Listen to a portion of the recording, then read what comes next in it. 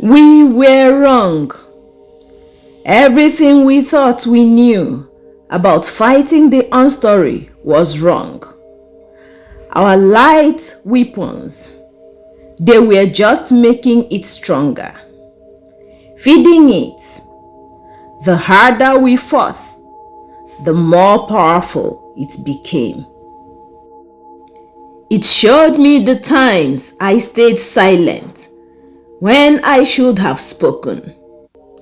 The stories I abandoned because they felt too small. The dreams I let die because I was afraid. The Unstory wasn't just an enemy. It was made of our collective abandoned dreams. The Unstory was never the enemy. It is a symptom, a cosmic cancer.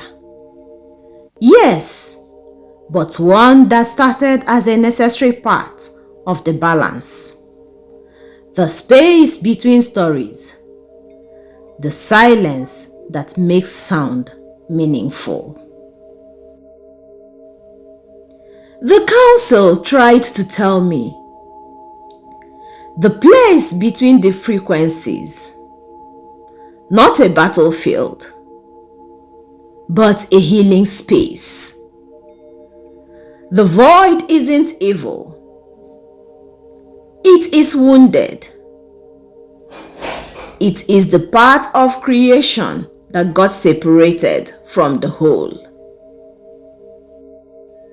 My ancestors understood this.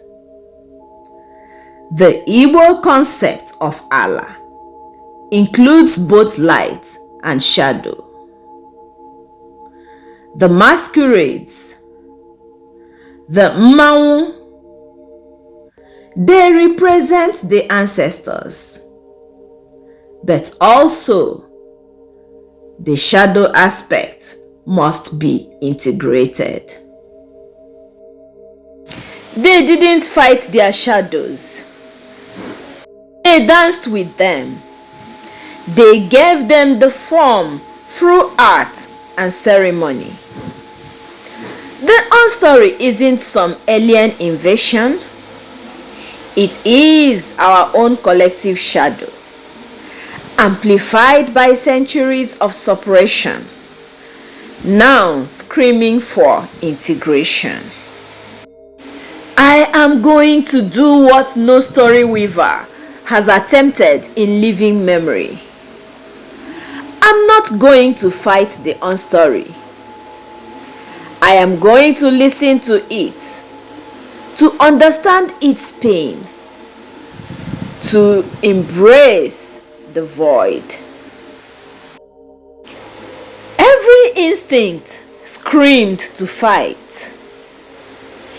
Every story I had ever been taught said light must destroy darkness.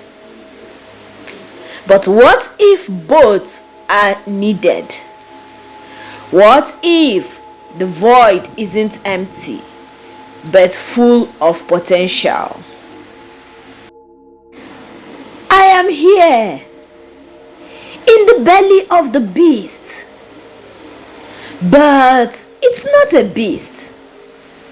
It is beautiful and in so much pain. This isn't evil. This is grief. Centuries of grief. The Unstory is the cemetery of murdered dreams, the archive of silenced voices, and it's hungry because it's been starving for acknowledgement. Why did you abandon us? Why do you tell only the easy stories, the pretty stories? We are the difficult truths, the painful memories, the shadows that make your light possible. I am sorry. We were were afraid. We thought you would destroy us. We are you. The stories you were too afraid to tell. The truth you buried. We don't want to destroy you. We want to be whole again. Everyone watching, this is how we heal the Unstory. Not by fighting, but by listening. Not by destroying, but by integrating. The Unstory doesn't need weapons. It needs witnesses. It needs artists willing to work with difficult material. It needs healers who aren't afraid of darkness.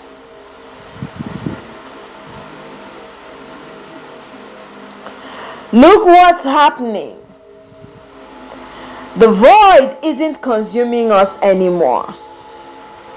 It is joining us, becoming part of the story again.